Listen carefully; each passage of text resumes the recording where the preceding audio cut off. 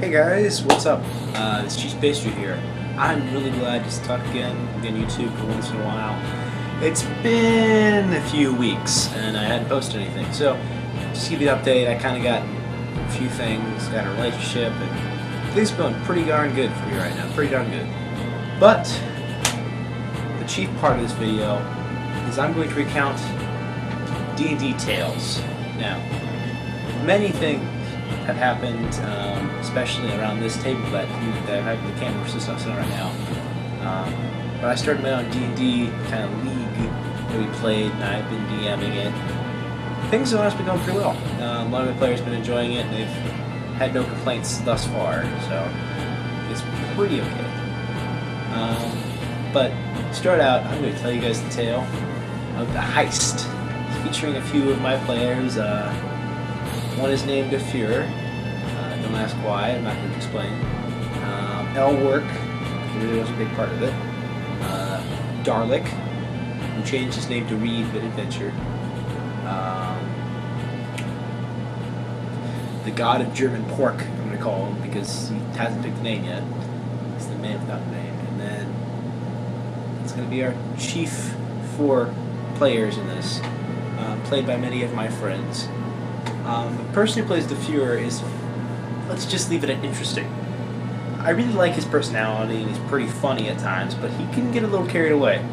And it's ended up in some fights between me and him about what he can do and what he can't do in an actual situation. But what had happened is I had this whole map set up that we were going to go to. They had just found this big map of the Twilight Mine that I had made up. And it was full of just monsters and things like that. And I don't know why I did this, but I thought it'd be a good idea if I made the Fuhrer a wanted person. He was wanted for crimes, so they had to hightail it out of Finland. I thought, not what happened. First thing that happened, he asked me, I remember this specifically, he asked me what exactly was the bounty. I told him like 200 gold pieces, and he was like, oh, okay. And I could just see the light go off in his head, thinking, this could be interesting. So what he did was he got a little huddle of people. He kind of walked off the table and they huddled. Sorry guys, technical difficulties there. Back to where we were. I remember Elwork specifically said, like, I go to this shop over here and I'm going to start buying stuff. Well, the rest of the players kind of huddled together and they kind of started discussing. And so I kind of let this happen. I kind of handed over and started talking to Elwork about what he could buy and what was for sale, and how the old lady was very excited to see him because they had just vanquished the wizard that was there. Specifically the wizard in the Dungeons & Dragons starter set. Now what I like to do when I do adventures, I throw another map in. That's why if you look at the starter set, Lost Mine of Twilight is not part of it. It's what I actually made up on the spot. It took a little time and pride making it and drawing it out. But enough of that. They had sat there and they formulated a plan. So their plan was they were going to have a heist, and they were going to rob the entire city of Phandalin blind and make it look like nothing had happened, but they'd taken all of the money. So first they wanted to attack the Game Master's Hall, and I said no. Now, as Dungeon Master, if you're learning, you should never say no unless you have a better reason. So I just had them attack the Phandalin Miners Exchange, which if you look at your maps, it should be located like at the bottom. It's I'm gonna say southeast, the southwest actually, but I'm not sure. But so it got in this whole big thing. So first thing that happened was they all bought big cloaks, like Holocaust cloaks. If you see in Princess Bride, you know what I'm talking about. They're huge. And so he walked into the Miners Exchange, and he kind of just sat there for a second, looked around, checked person to person, kind of sizing them up, and all you hear is this sword being drawn, and war cries, and everyone just scattered, climbing over people trying to get away. He takes a few swings, kind of clearing people out, and what they had not realized was the entire bar area. The entire like area was fenced in, so it was like bars and things like that. So it's restrictions. Oh, there's Benham. So he goes, he gets up, like hulks up, gets up there. He's like, oh, I'm ready for this. And he can't dodge it at all because he rolled like I think it was like a 10, and I made the DC like 15. So bending iron bars.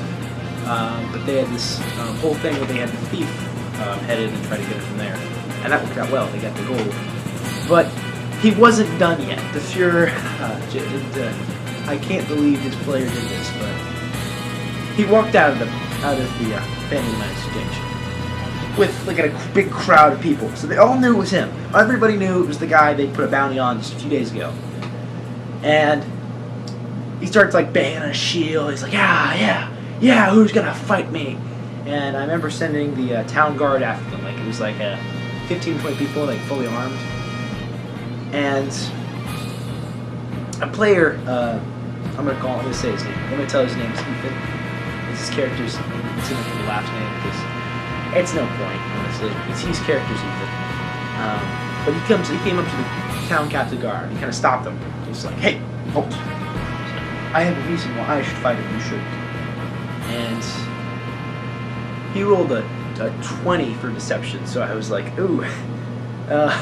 You kind of tell him, I gotta fight this guy. And he's like, okay.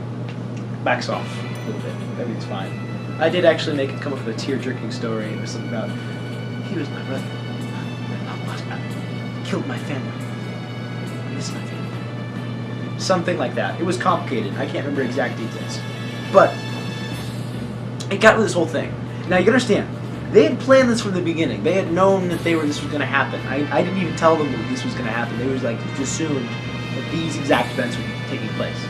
The Captain Guard, I was pretty sure they didn't know about, but everything else was planned down in detail. And so I had this great system of how they should fight. Like they had to, they weren't trying to kill each other. They were just trying to make it look like they were fighting each other, like and trying to crap at each other.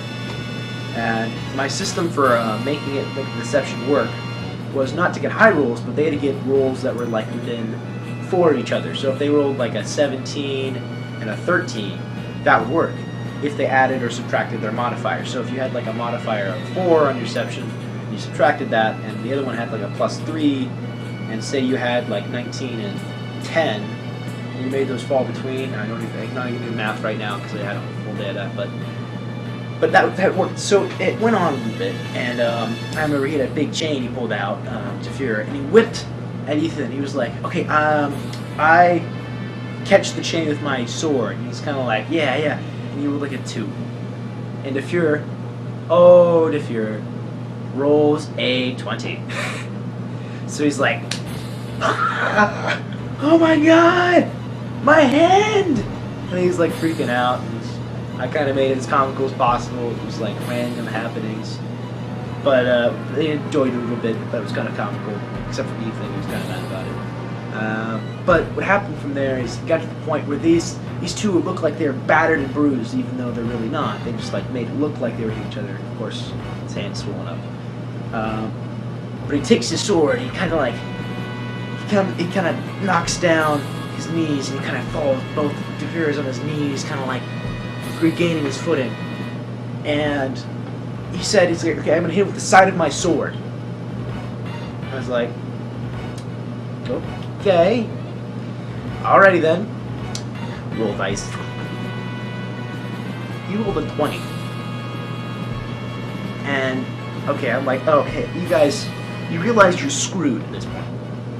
You realize you're completely screwed. If he rolls anything less than like a 19 or like a 17, he dies. Like you literally decapitate him. He's like, okay, I get it. And with the luck of the Fuhrer, he takes it. He rolled a 17, and his deception, because he was the Fuhrer, was +5. So he met up in that range, and they were just overjoyed. So we've got the Fuhrer who's unconscious, or fake unconscious. Actually, no, he wasn't conscious. He wasn't conscious. I remember he got knocked out completely. And so from there, they picked him up and they kind of threw him on the horse. Like, yes, heroes and all, you know, I'll bury him with honor, my brother. And I remember he didn't say brother, he said like cousin, and he was got the card because he was trying to go for some insight when he got like hero, so. But from there, they got out of town. The thief kind of met up with them with the gold, and they got a reward for killing the Fuhrer and getting rid of him. But when all was said and done, they were the richest men in Fantaland.